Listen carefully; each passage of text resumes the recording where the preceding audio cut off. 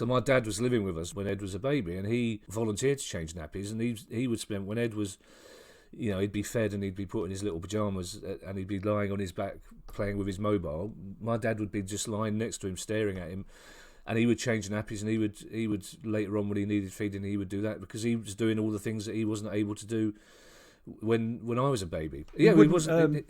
Blokes wouldn't push prams in public and stuff like that. Well, he said as well at the time he wouldn't want to. He wouldn't. It wasn't like I wanted to push your pram or I wanted to change your nappy. It was just, and the reason he didn't want to is because he had never been told it was an option, and he thought it was a woman's job. And it's the same. When I was born, I was several days overdue. So basically, he was in the pub for most of that time, and every half hour he'd go to the phone box and check whether he had a baby, and then come back, and then after the fourth day he came back, bought a round of drinks, which he's never done again, and then that's how they knew he'd had a baby boy. But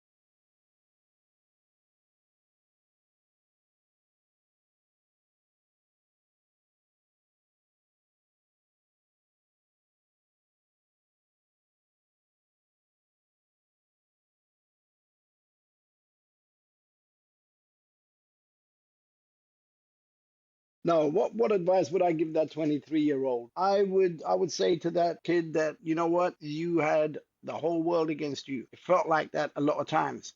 Every day was a constant fight, constantly having to prove yourself and everything.